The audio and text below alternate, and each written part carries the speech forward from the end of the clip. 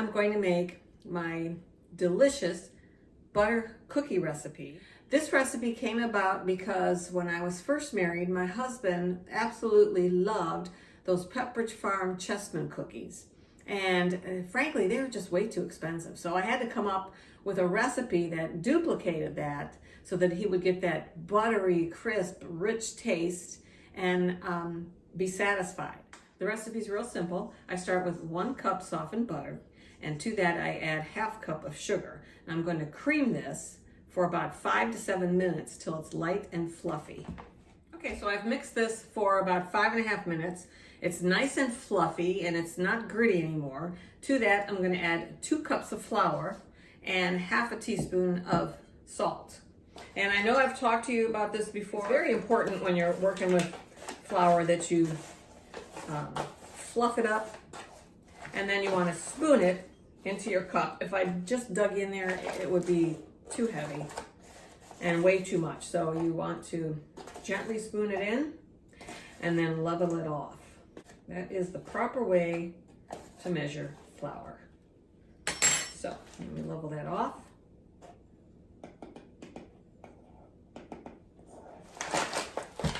I'm going to add this to my creamed butter and sugar. I'll just do a little bit at a time. I have my mixer on low.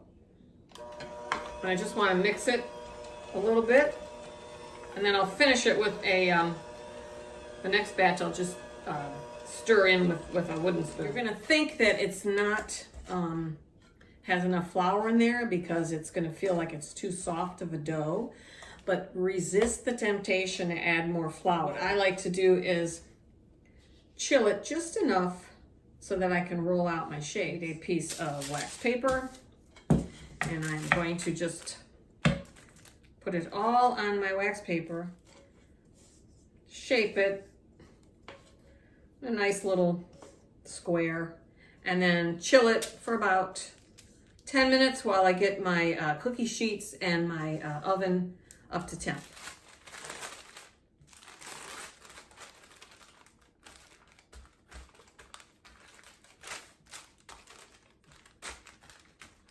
Okay, so I want it just square enough so that when I pull it out, I can roll it really nice. So my oven has preheated and my dough is chilled. I've prepped 2 cookie sheets with parchment paper, and I put a little bit of flour on my work surface. I'm going to take some of my dough and put it out on the work surface.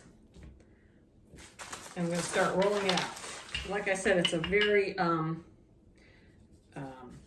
soft dough, but that's okay. You want to go nice with, you're going to go easy with it. And I have flour on the bottom, but I like to use powdered sugar sometimes too, because it doesn't make it such a heavy cookie. You know, you're getting the coverage. You can do the same thing with cocoa powder if you were making a chocolate cookie, because then you're not adding too much flour.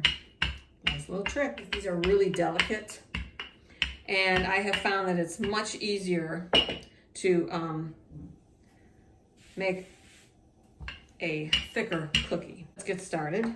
And this powdered sugar is good for that too. So if you notice that your cookie press is getting stuck, you can dip it in the powdered sugar.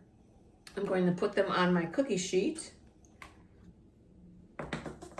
and I'll show you the next step. If you feel like your dough is getting too soft, throw it back in the fridge or freezer for 5 minutes. These will go in the freezer as is until they get chilled. It's probably going to be an hour or more, and then I can take them off of the cookie sheet, stack them nicely, and then keep them in the freezer until I'm ready to cook.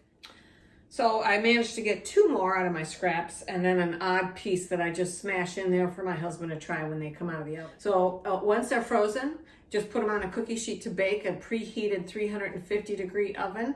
And instead of the normal maybe 10 minutes, you might need 12. Okay? But I'm going to bake a few of these off today so I can show you what they look like. Okay, I had enough time to bake off my cookies, and I let them cool on the cookie sheet.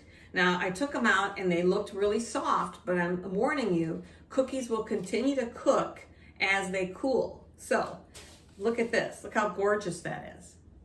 That's very pretty. It was really soft when I first took it out about 10 minutes ago. So now I can transfer these, and my husband's gonna really enjoy that. These are good as is. They remind him of his Chessman Pepperidge Farm cookie from long ago, but I make them even better now because I like to frost them. And what I found for the best buttercream frosting is on the back of the Domino Sugar powdered sugar 1 pound box. That is the best recipe for buttercream frosting. I follow it faithfully, and I always have compliments on my frosting. So I hope you've enjoyed this video.